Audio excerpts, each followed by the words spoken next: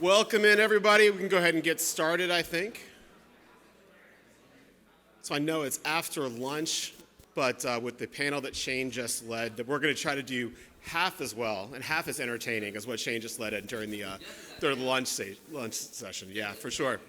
Absolutely. Absolutely. Tons of talent. Absolutely. And we're going to try not to talk about getting kicked in the crotch too much, but we are here to talk about unit-level economics. So all of us have lived through a lot the past couple of years and still are learning a lot and living through a lot right now, talking about some recessionary times and the challenges and the headwinds that we're all facing in our business. So fortunately, coming off the heels of the panel that Shane just led, we're going to talk about some common themes to what was just discussed, but in a forum here we're a little bit smaller, and what we're hoping for is that as we talk about a few subjects, that we keep this conversation very interactive. So, no sitting on your hands. I think the word fubbing was used yesterday, so no fubbing. You got to be involved. You got to speak up and talk up. If anybody feels more comfortable texting in a question, you can text me directly. I promise no spam messages back to you afterwards. My cell phone number, if you want to write it down, is 405-432-3301. 405-432-3301 if you want to text in a question. And we're happy just to keep this communicative interacting. One more time. 405-432-3301. And let's keep them all professional, okay? But good. We're here to talk about unit-level economics. And we're going to go ahead and introduce the panel. I'll just quickly introduce myself first. We've got a great trio of panelists up here to talk about this today who have been through some amazing things the past couple of years. My name is Jeff Goodman. I'm the Chief Operating Officer of a company called Franchise Founders. What we do for a business is we invest in small emerging brands and then partner with the leadership teams to help them grow and scale their businesses. I've been in franchising over 20 years with a few different concepts and leadership positions. And thrilled to be here and thrilled to talk with you. So let's just go on down the line. Maybe Sam, you can introduce yourself, and then Don, and then Russell. Hello, everybody. Is that coming through our speakers?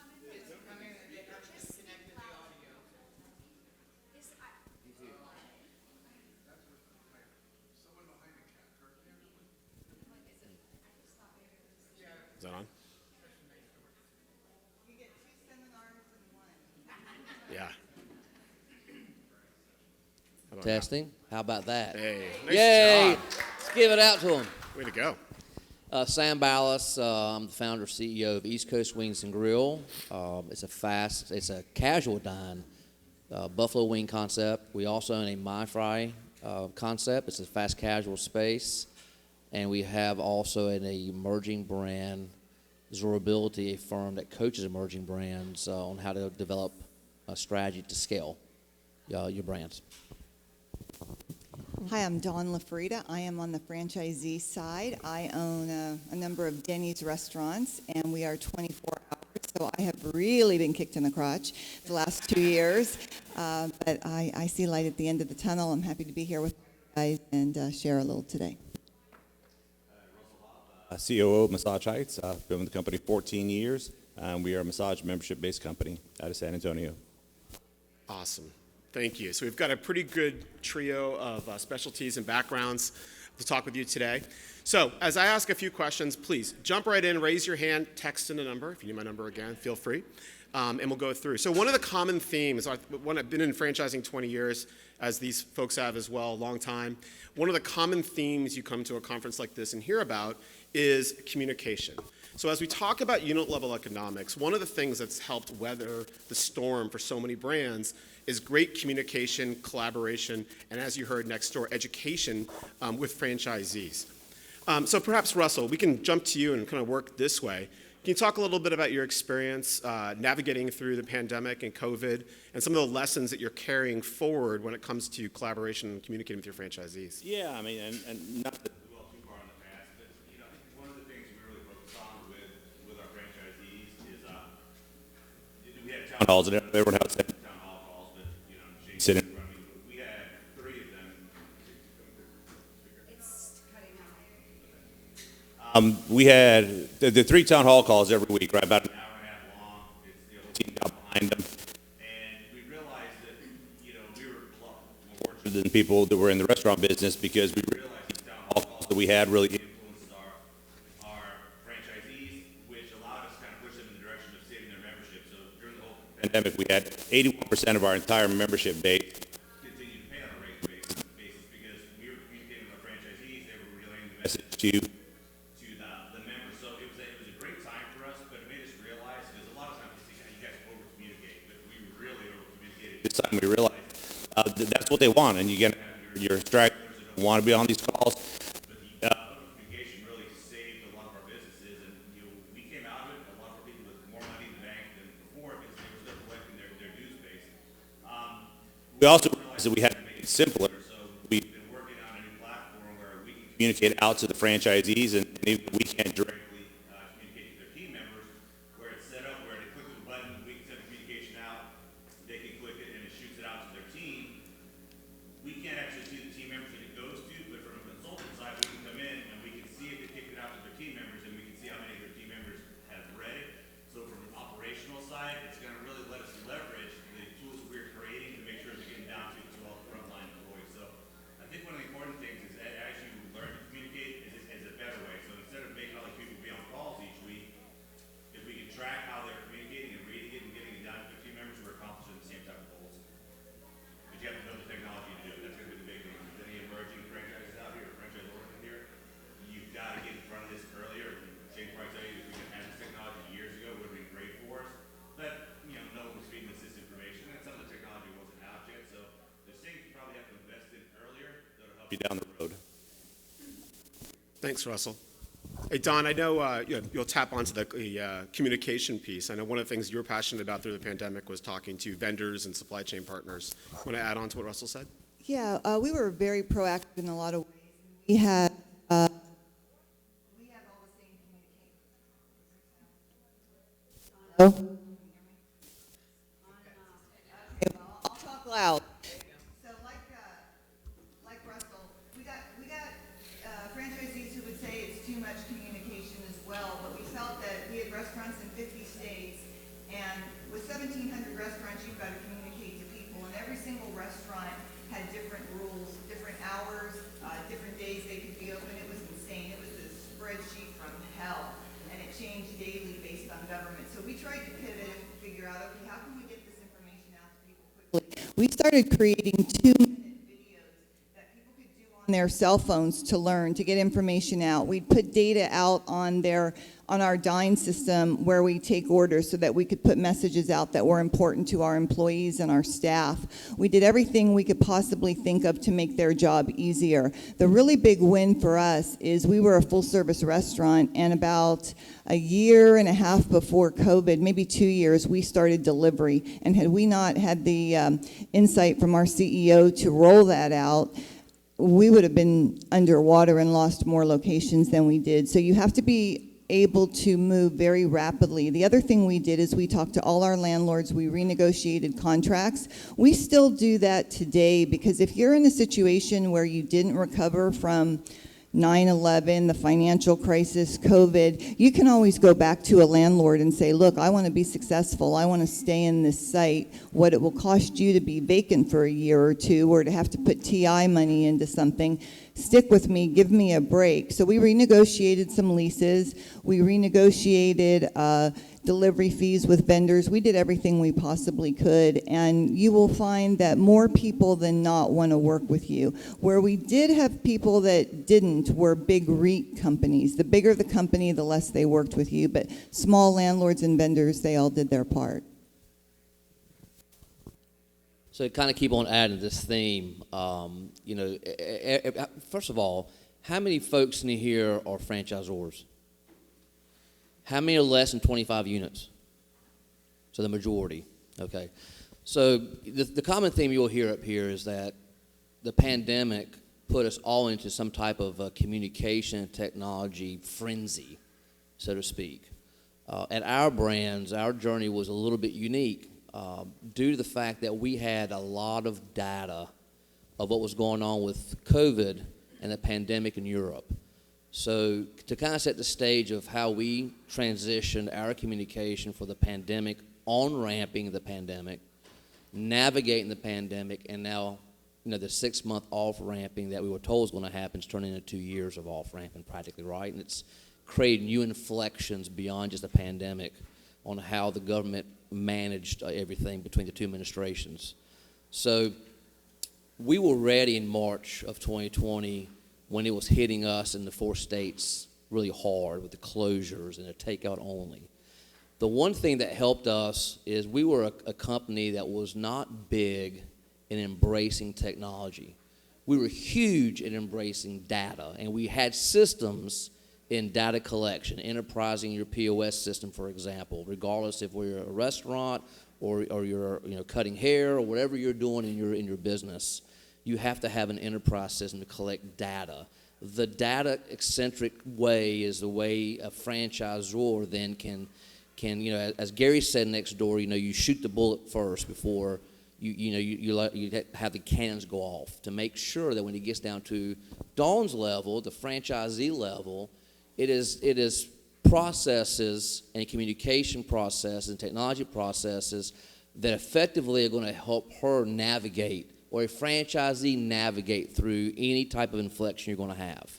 So what we had done just prior to the pandemic, by pure luck, we had woken up one day in 2018-19 and we said, you know what, we're going to take all of our culture of data gathering. My mentor in the franchising was Fred DeLuca. Fred passed away a few years ago. He was the founder and owner of Subway. And then outside of Fred, I had some very good close friends at Rourke Capital with Steve Rimanello and a few others, Jeff Hill, that helped me kind of understand in franchise modeling as you're emerging to grow what type of data needs to be collected. So we transitioned and said, you know what, maybe we need to start embracing better technology and helping our franchisees navigate any type of inflection, or better yet, maybe be a leader in our space in technology. So we started rolling out, just prior to the pandemic, by pure luck, we started rolling out pay at the table, right? Who's from Canada? Anybody here from Canada? Right? Pay at the table in Canada is like normal, right? You go out and eat, your credit card at the table at the restaurant, it's a normal thing. In the States, not very normal. It's still new here. So we rolled that technology out and trying to make it easier as an influencing positive for our diners. Then we decided for the franchisee base, there's the NLRB and joint employer that's been lingering now for like 5 or 6 years. One administration wins the White House in the States, it disappears. Another administration wins the White House in the States, it reemerges. So franchisors got put in a really big pickle when it comes to communication technology. What could we do to support franchisees? Well, we decided to kind of venge forward and ask for forgiveness, right? Let's go forward, and if we get in trouble some kind of way as a franchisor or we get challenged, we'll just ask for forgiveness. So we went ahead and rolled out in our system scheduling platforms, actually a company out of Canada. And this platform is an AI process. It helps the franchisee understand what they can and can't do in a profit center. And it actually tells the franchisee per location, hey, this schedule based on your sales integration, your team is weak. They will not be able to perform at the highest expectation for the guests, right? So, and why am I sharing that kind of pre-pandemic? When the pandemic hit and everybody in the food space, that became essential, thank goodness, if you're able to have a product that could carry takeout, and some didn't, as Don probably will allude to sometime today, we were able to then have curbside. Curbside never existed in the restaurant space, and I grew up in the restaurant space until the pandemic. You had the IHOP processing in the 50s and 60s. We don't talk about that, right? It's kind of like when they asked next door, do you ever heard One Direction? You probably never heard One Direction. He told Kelly next door. It was kind of funny. But the reality is that curbside, how's that going to work, right? We structured curbside in March of 2020 before we got hit in North Carolina, which is our biggest base of stores, because we had the ability to walk outside with a device, and it's not just Wi-Fi, it pings the tower mobily. So I could transact transactions with technology, communicate with my guest, go to POS and close out checks. Then we were able to look at our technology platform communicating from the enterprise system down to the store level and give them guidance and white papers. Okay, what do you do with your team at the unit level? How do you handle in a casual full service, 34 people on the payroll, 16 to 18 per a good busy shift? How do you handle that when you only need 6, right? And so we had the AI platform available to then tell them, go into the technology, allow the technology, through that communication platform to tell you, here's your best mix to salvaging, moving guests through a takeout business through curbside or carry or third-party delivery, et cetera, et cetera, et cetera. So it is critical, as Russ said, as you're building your brands. Less than 25 was the majority of this room. As you're building your unit counts, that you're rolling and folding in types of technology for communication that ultimately, all these things we just talked about, ultimately drive down to your bottom line, right? It drives, in P&Ls, it's not the top line or the bottom line that makes you money. It's the middle, right, that makes you money. So you have to have the ability to communicate with franchisees coupled with out-of-box technology sometimes, or very basic 101 technology you may not have thought about. In these type of conferences, you ask, you network, and find out what those processes are to keep not just the communication going down, but to allow the franchisee to pivot when there is an inflected period of time. And now it's even more important in some of this technology because our restaurateurs and our brand who have navigated through kind of the hardest times that we've seen in a long time, or at least in my lifetime. I got franchisees who have never seen inflation. I had to sit down at a conference this year in Asheville, North Carolina, and do a 45-minute presentation on the screen, how inflation begins and what does it mean and how does it end, right? So we were telling them rates will go up. They're going to go up, and they're going to go up hard and strong and fast. Let me tell you why it's going to go up. And I had franchisees in 7-figure incomes, multi-unit franchisees have never seen inflation in a lifetime, ever. So today, all of a sudden now you've got labor crunches and a embracing of time to grow up and mature, let's say pre-pandemic, navigating through the pandemic. This AI scheduling platform is allowing them now to operate that 16, 18-person shift that Friday night at 12 people because you have better throughput information and communication when it comes back to them on how they're going to compensate this now $18, $20 an hour back of the house individual that 5 years ago was making $12 and $14. Really doesn't change your bottom line much if your throughput is there and your sales from top line come in strong. So Keep it real. keep it real, Don. I'm going to keep it real from the franchisee in the room. And I do believe technology, and it's not exactly consistent in moments. So Sam was right. You have to manage the middle to make money everywhere. And so as the franchisee, you guys are going to hate me, but we are always pressing our franchisor for profitability in the middle. So for instance, meat right now is up almost 5%. Denny's is still getting rich on our top line. We raise menu, they get price, they get royalties on it. You all get royalties. But if the franchisee isn't making money, you're going to have a lot of disruption from that part of your business. So at Denny's, we have an initiative to roll out all new technology. We are rolling out a brand new system because that's what the guest wants, that's what the employee wants. Well, it's going to cost Dawn $3 million for the number of locations that I have. So I'm saying to Denny's, okay, what are you going to do to help me with food costs? What are you going to do to help me with labor costs? What initiatives are you going to put on hold that aren't going to give us guests credit? And how are you going to prioritize so that we can all get through the recession that we are already in? Not going into, we are in it. Definition of recession, 2 to 3 months of a downturn. So we are in it. And I think last week I was told we're not going to be out of it for at least 6 to 12 months.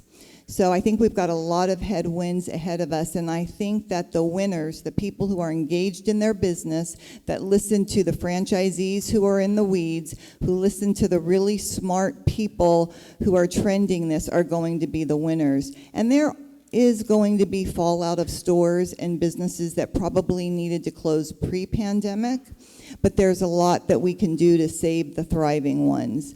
IHOP is younger than Denny's. We're going to celebrate 70 years in 2023, so no more I word. It's the D word. Stands for Dawn, stands for Denny's. It's all things good. So. Well. Hey, Russell, you talked before about communication with your franchisees, and I know that at Massage Heights, you and Shane, the rest of the team, led some more tactical things to work with franchisees on their unit level economics, which really not only helped almost all of them survive, but now have thrived post-pandemic. So can you talk a little bit about that system you guys put in place? And the first of all, Don has 81 locations, so that 3 million, 2 million, that's based on 81. Right, 81. Yeah. So It was 92 before pandemic. So you feel the pain of franchisees. So if you have a franchisee that's small and they only have 2 locations, they could be out of business tomorrow if we don't manage things properly. I mean, it's just an unfortunate thing that happens to our world.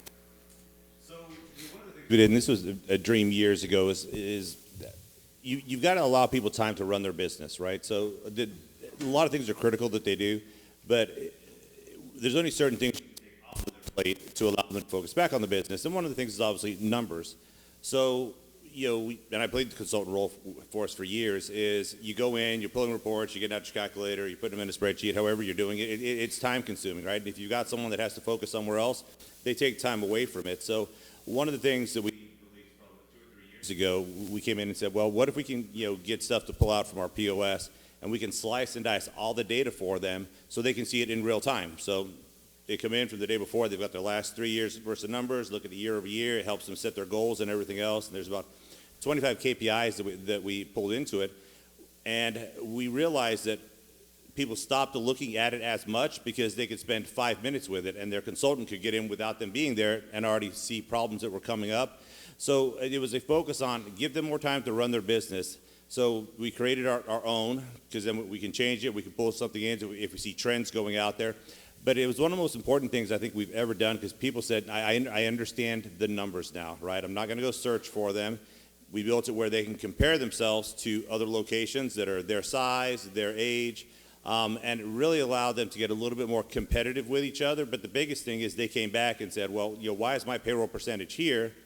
And they can't see the location, just it's very generalized, only certain information we can give them, but their consultants know what locations they're at, so we can start to do a comparison of it. But as we started to grow that side of it, then we started to build it where they can just load their financials in QuickBooks and it automatically pulls in.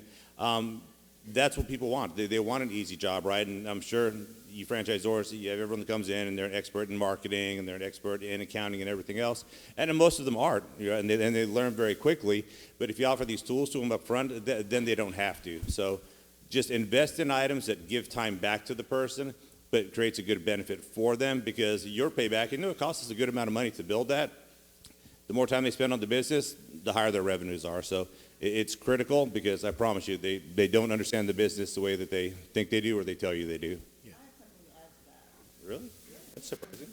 So you said it took a long time to build that, and it's expensive to build that. So it took a long time because our original software could not, we couldn't make it connect, so we went to a new one. So the dream was there. We built it. Yeah, we built it, but we had to get a new software system so we could get all the numbers out of it. So if you're a small franchisor, that probably sounds a little intimidating. So I just wanted to say there are companies out there. So like at Denny's, we use a company called Black Box Intelligence, and they extract a lot of that data for us. And we can make correlations to what the guest perception is in our business, how we're ranked, what the Google rating is, and how it translates into sales. We also have a third-party company that allows us to dump all our data, kind of like what you guys created. It's called RMS. And they look at our financials, they look at our menu, they look at our territory, and they say, okay, this is what you should be charging for this food item. This is how you rank in food costs, labor costs to your peers in the market. So there's a lot of third parties out there who can take the legwork out of it for you. Yeah, that's 100% with you. For ours, there wasn't really anything out there for our type of business. So that's why we wanted it built for our data. But you're 100% right. It's probably a cheaper route to go your direction, but didn't get us the end result that we were looking for. I do have you got something to add to that? Yeah, I'm sorry. Of course I do. I got you. So I'm going to kind of take it, I'm going to say figure of speech, dumb it down a little bit. Because Dawn's right? A lot of you that raise your hands in here, you're looking at how do I capitalize this? How do I grow this? Who do I hire next, right? So let me kind of take it down some notches by saying this. What's the two most important things in franchising? Anybody? I'm going to make you interact now. Somebody give me something.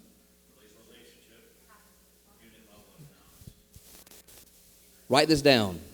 Your franchisee and your franchisee's profitability. That's it.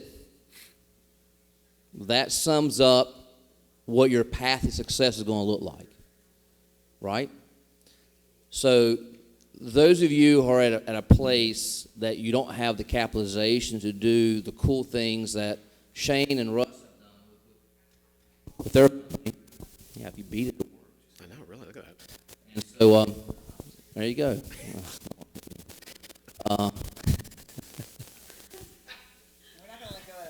Yeah, that's going to become a We're thing. going to be at dinner isn't it? tonight talking about getting kicked in the garage. Kick in the crotch. So There we go. let me share a few things that, when I was bringing my brand out that I didn't think about, that I was taught by, a Romanello and by Fred DeLuca to think about. Get your chart of accounts in line. What does that look like for your franchisee, right? What do you expect them to report in? How do you expect to collect that data? And how often do you expect to collect that data? How many of you, by show of hands in here, collect profit and loss statements from your franchisees? Few. How often do you collect that? Do you collect it annually? Monthly.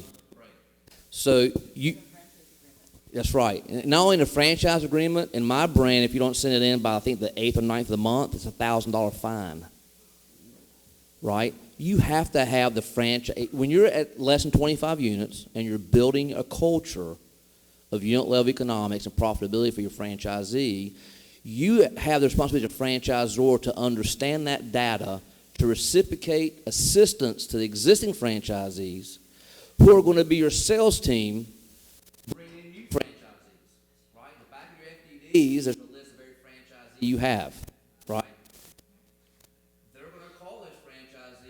Ask, what's going on in your system? How much money do you make?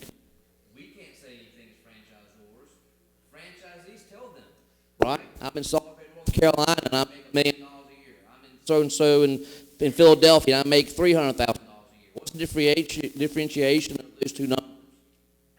They're going to ask a third franchisee. So as an emerging brand, you have to have a data-centric process, building that financial stability culture to help those inaugural franchisees grow profitability, so that way you have a story building to be able to do the next deal, because that's who's going to sell your brand, right? That's going to be the ones that sell your brand.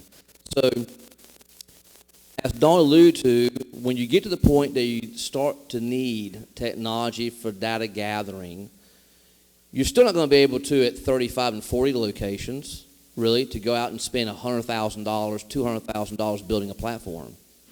There's a lot of opportunity in the IFA supplier forum that have those things built for you that you can outsource. You can outsource your franchise development. You can outsource all that data collection. But the key is to start your culture when you're sub 25, sub 10, sub 15, in what that unit level economics culture is going to look like for you, how you're going to collect that data, how are you going to massage that data, how are you going to make that data work for somebody with ambition to be at 81 locations.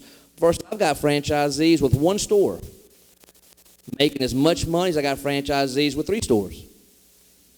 Right? It's not my job to educate the why of that. It's my job as a franchisor to support that one store individual on what they're doing and support that 3-store multi-unit franchisee and what their scope of goals are, because they're different. That 3-unit operator, for me, for example, at a certain economic level, they're basically happy in their life, with their home and their lake home and where it may be. So you as a franchisor, as you're emerging up, are going to have a lot of challenges to navigate and support different franchisee goals. But you have to have the whole system on some kind of a charting of accounting, some kind of how you're going to collect the data, how you're going to massage the data, how you get the data back out there to them in a way that they will embrace first, and eventually the magic word here is trust you as a franchisor. That's great. So, I can say, thank you. Technology, so if you ask me how many restaurants I've owned in my career, it's close to 120. So that means I've closed a shitload, right? And nobody wants to close restaurants. We didn't have technology when I bought my first restaurant in 1984. We didn't have the CoStar apps, the applications that said, this is an A site, this is a B site. So you guys all need to invest in that, because if a franchisee picks a wrong location and you approve a wrong location, the chance of that store staying successful is slim. And that's what I learned the hard way back in the 80s, that there wasn't technology, and it cost me millions. I got a few questions that have come in, and maybe we can drop through a couple of questions from the group. Is that all right with you guys? Fantastic. Let's see. The first one was actually from my wife to see if she wanted to make me an eye doctor appointment, but we'll pass on that one. But the first one that came in, which I can feel the pain of this one, which is, what exactly can a franchisor do to help with a franchisee with rising cost of goods? Anything from the vendor or supply chain side of things you guys can talk to? Well, in the Denny's system, those contracts are pretty well locked in, but we go to Denny's and we ask them for relief. I know you guys don't want to hear this because it comes out of your pocketbook, but we do try and get bulk discounts. We try to get case delivery fees dropped. It's really, really, really hard when you have a contract, because the vendors and suppliers are facing all the same things we are. They can't get the truckers, they can't get the people to load trucks, they can't get the product because of supply chain. So it is a really difficult thing. And we've actually had to, as a franchise association, go a little bit rogue and do things out of the ordinary, of which Denny's has allowed us to do to get through this time. Sadly, I mean, nobody wants to do it that way. So I'll go next for food. We'll give it to Russ for non-food. So what we did is, Dawn's right. You have to. No, we are a smaller franchisor than Denny's, so we were able to make changes. I looked at our own chart of accounting at corporate as a franchisor, and we cut the national marketing fund. We reverted dollars into digital advertising to keep just awareness and keep people looking at our products, and we drove down that expense model to almost a third in 2020, 2021, and we sustained that same third in 2022, allowing the franchisee to save 100, 140, 150 basis points a year of that expense to the franchisor, right? Well, we did reduce the menu, but that was my next comment. We then sat down as a brand, and we value re-engineered the menu as fast as we could. We brought franchisees in. We brought our number one franchisee in. We brought a couple of the average franchisees in, just on economics. We brought some of our lower tier franchisees in. Our lower tier franchisees are 13, 14, 50% EBITDA. Right, that's our benchmark. Our large franchisees after us are in their 20s and mid-20s in EBITDA. We brought all those franchisees in with us. I learned that back in my day from smarter franchisors than me, that when you want to move the ship and navigate it the way you think to navigate, you got to bring the front line inside to help you understand what they're dealing with. So we always bring franchisees in. So then we basically value engineer the marketplace. Well, what could we value engineer to move items off the menu we're getting crushed on? How can we value engineer items where maybe we don't have to have this type of pickle, we can change this type of pickle and save a penny, for example, and then save 3 pennies and save a nickel, and next thing you know, you've saved 30 cents in engineering the item. And then what can we do in the market engineering to make sure that if we do this move and make the raises of price or keep the price, re-engineer the sandwich on the taste profile stays consistent, what's it going to do in the marketplace? Will it be competitive? What part do we have that we can be the highest in the market in? You know, if Dawn's pancakes are the best pancakes you can get, better than IHOP's, you know, she's not going to value engineer the pancake because you can't find it better than there. I'm a wing concept. If you live in Philadelphia and you go to my store in Philadelphia, you're never going to get to another wing concept. That's how we feel. We didn't value engineer our wings. We took them up a little bit, but we looked at the engineering of the markets where all our stores operate. So we have a unit level economics division in my company that's led by 2 young ladies and a head. So we have 3 people that basically all they do every day is crunch unit level numbers of yesterday, and they benchmark it against the same day last week, and they benchmark it against that week of the previous week, and then that week of the previous month, and that month of the previous month, and that month of the previous year, and then they get flat certain colors. And those reports go to my COO, who's sitting way back there in the corner, and he looks at those reports, and if something goes red or even yellow, then he walks in my office. So let me ask a follow-up on that one. Actually, You may. Could Sam.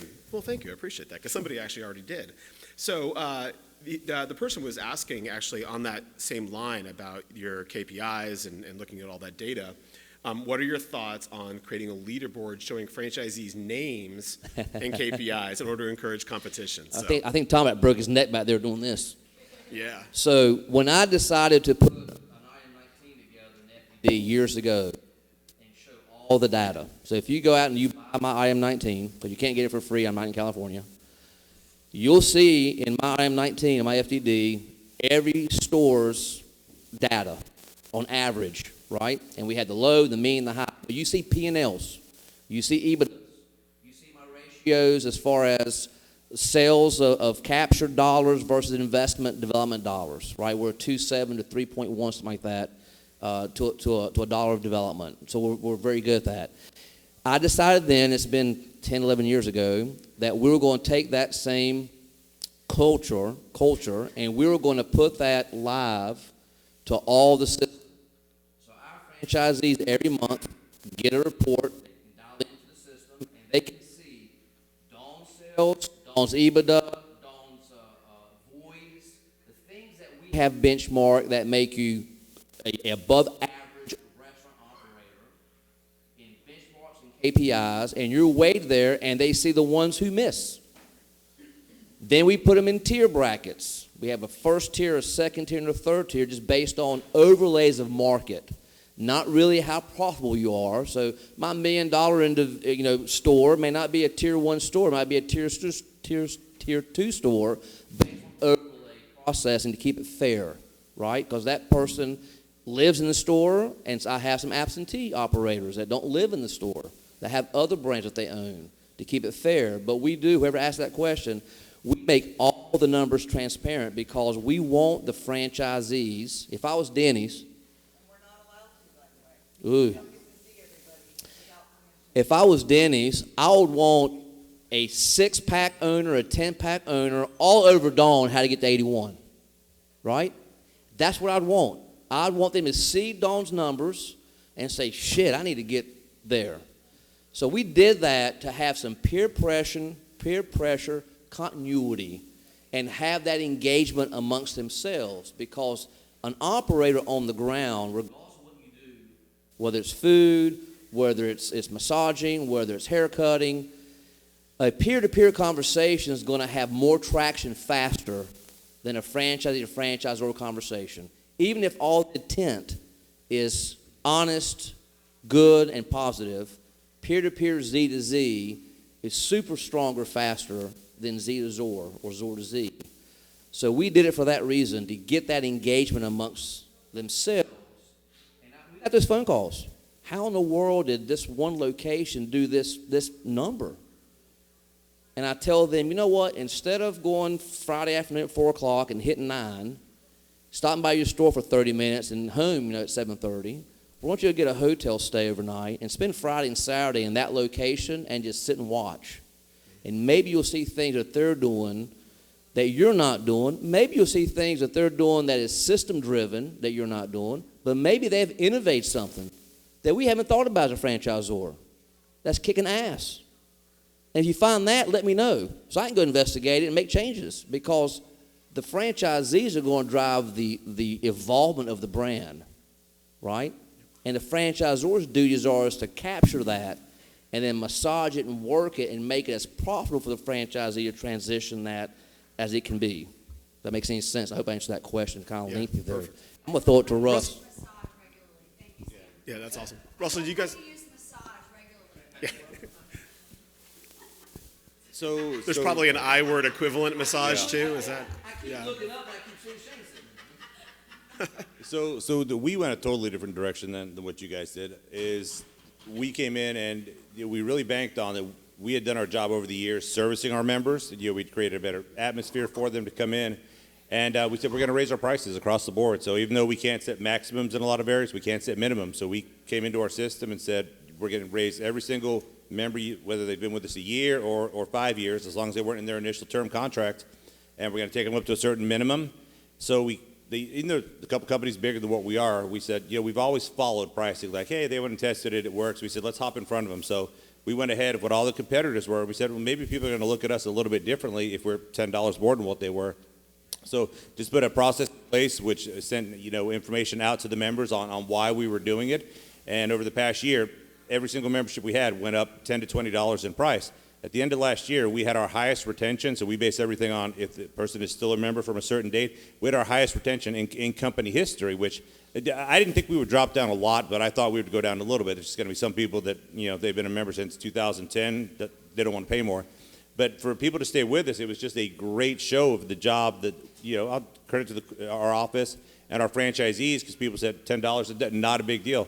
During that process, we had locations that said, you know what, I'm going to do another one, and they raised it another $10, and our retention still stayed the same. So we didn't have a lot of areas to cut in. We just banked on have we serviced our people well enough over the years, and we do stuff, there's a lot of automation out there. We have it set up where they call their members every day and just thank them for being members, remind them to come in, they go look into their profile and just make it a little bit personal. And we have franchisees say, you know how much time that takes? And I'm like, not as much time as what it takes to go get another member. So worked on that, and it worked out great for us. Last year was the biggest year we've ever had as a company, even though we had less locations from ones we lost during COVID. But a big part of that was for the price increase, so we didn't have to go hound our vendors to give us cuts, and franchisees weren't coming to us because they were seeing the increases. So again, part of it was years in play, but it took a leap of faith, right, to say, you know what, we're just going to charge more because they had dropped off, we'd have another set of problems on our hands. So have to have a little bit of faith sometimes in yourself and realize maybe because you're not the biggest, you still may have a better product out there. Well, I think we're pretty much on time for this particular session, so I'm gonna go out on a limb and say that we are. So it should give us about 5 or 10 more minutes. So let's turn it around and see, with about half the room full of franchisors with less than 25 units, surely there's some questions for these three experts up there that we can get from the group. Any questions from the field? Don't be shy. Nothing. Be shy, man. Be shy now. Please. Something that you said about, I guess, including the P&L delivery in the FPD. In other words, it's listed in there, and that's a requirement of franchise. It's in the Denny's franchise agreement, so I'm required annually to send mine in. And the reason that is because we are a publicly traded company, but our franchisees all have to have a minimum liquidity and net worth. So if you fall under that threshold, you could put somebody in the brand in liability. So that we disclose every year, and it's mandatory. I think if we were not publicly traded, that might not be the case. But I think as a franchisor, as I look on both sides of the fence, I would want to know how my franchisees are doing financially. I know via royalties, right? I know the sales that you're doing, but you don't really know the health of the franchisee, because what if they took on too much debt to buy a location from someone? What if they took on too much debt to build? You don't know where their cash flow is. And one of the things I learned back in 2000 is I built a lot of restaurants, and then 9/11 happened, and I used a lot of liquidity. And in the last session, one of the gentlemen talked about, save up your money, cash is king, and you always have to save for a rainy day. So I think that's partially why it's important to get your franchisees' P&Ls. And I'll just say from past experience, sometimes collecting those P&Ls can be a bit of a challenge. The secret that I've always found, and perhaps you guys would comment on this as well, is giving value back in exchange for them sending them in, right? So what are they getting in return for that submission? Well, let me tell you, at Denny's, you don't get a new franchise if you haven't turned in all your data. So that's also a requirement. So if I want to build a new store, I better have my financial in there, or the site won't be approved.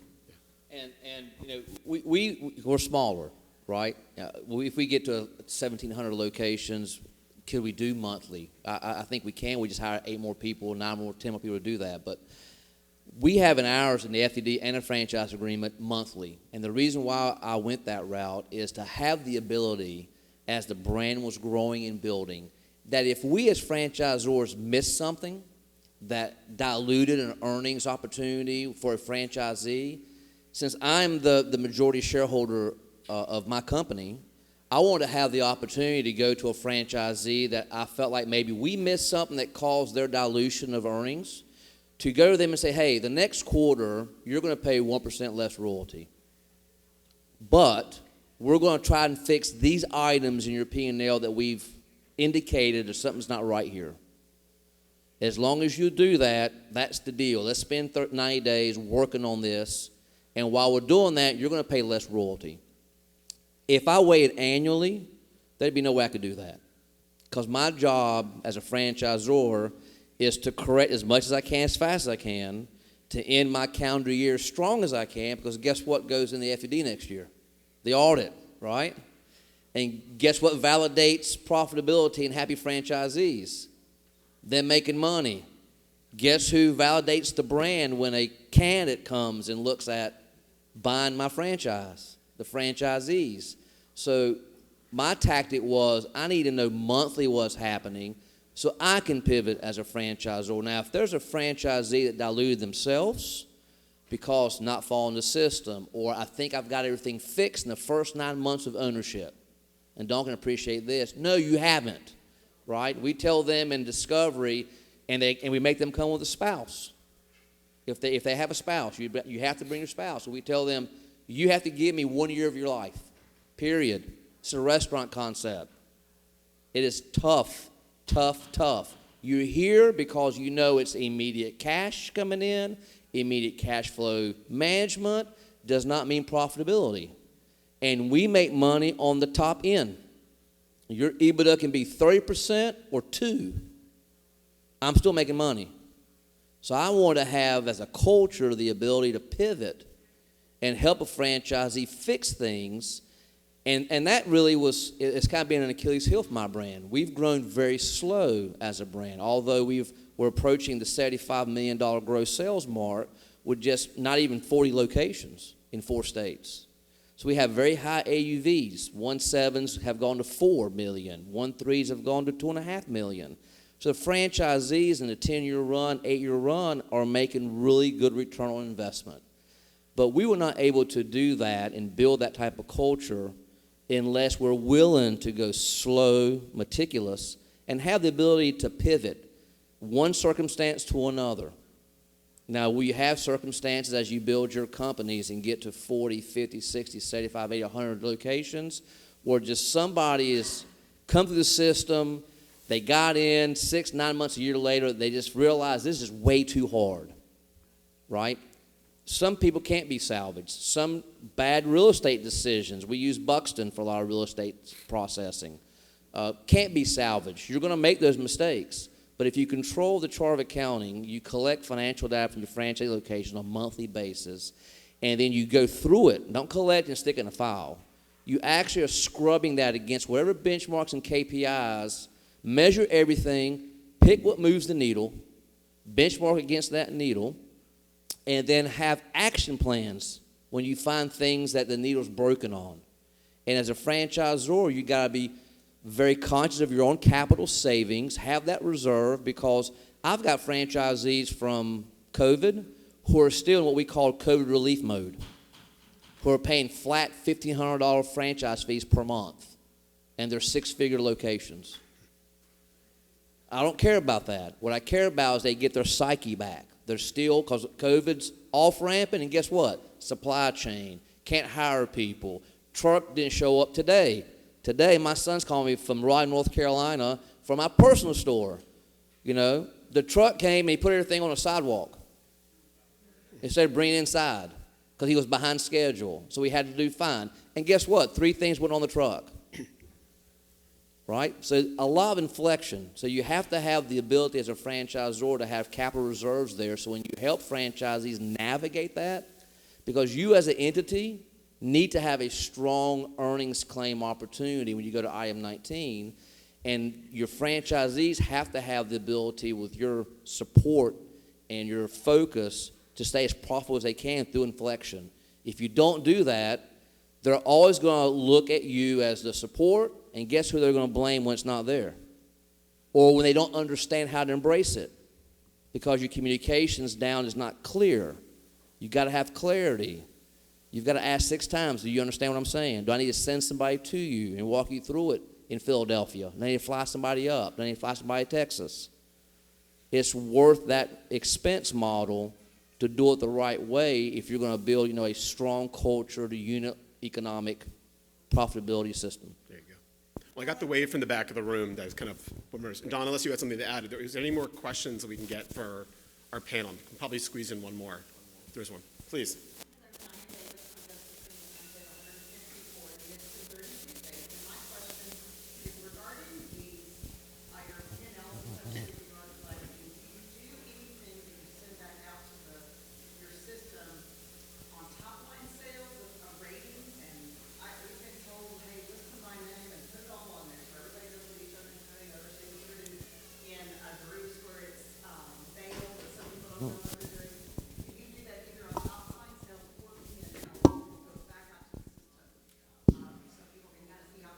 So everything that we have benchmarked and KPI based on economics comes out of our POS enterprise system and or the P&Ls. We don't put for everybody's eyes, an individual who decides I'm going to pay 3 managers and have overstaffing and I'm fine making 10% EBITDA versus 17% EBITDA and it's below the benchmark. We do print to say that individual is below the benchmark by 700 basis points, right? We do then have a system like a medical kit, let's say, where we go to that franchisee and we start to uncover, okay, why is this here? Why is that there? And another thing that we do that I failed to mention real quick, so we got to go. In our franchise agreement, when you sign a franchise agreement, you also sign a document that gives me the right as a franchisor, to my discretion. You have to give me every year who your accounting people are. I don't care if it's BDO. That's what I use, right? My big 4. We have discretion through signature that I can scan an email to an accountant saying, I have rights to ask you to open up this box in QuickBooks and send it to me. Open this box, send it to me. Now, we do that for 2 reasons. One, a lot of accountants do not understand franchising. So they'll put royalties in the wrong columns, right? In the wrong place. But number 2, we uncovered early on in store 6, store 7, store 11, that a franchisee that came in did the right things, probably made more money than they thought they were going to make. All of a sudden, in their P&L would be their phones, the wife's phones, the kids' cars. The insurance for the house got snuck into a blanket umbrella policy with the store. Yeah. Let me just share one bit of caution with you, because there's always someone who's going to sue you. So make sure in your franchise agreement that you have the ability to do that, because I can promise you that there will be a franchisee that will say, you caused me not to get funding for a project that I wanted, and a competitor came in and got it because you shared my sales and my lender said it was below average unit. So just make sure you do the research on that and that it's clear in your franchise agreement so that it can't come back to haunt you. Denny's does not give anybody's individual data. We can give it ourselves. We give it by region and average for the region. But again, we're publicly traded, so we might go by different guidelines.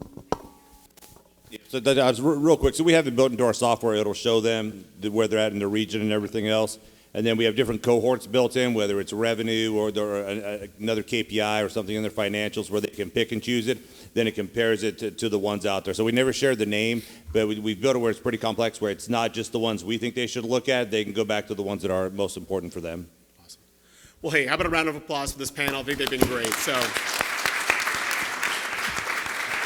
thank you all. We'll all be here for questions if you want to talk to any one of us. So have a great rest of the show.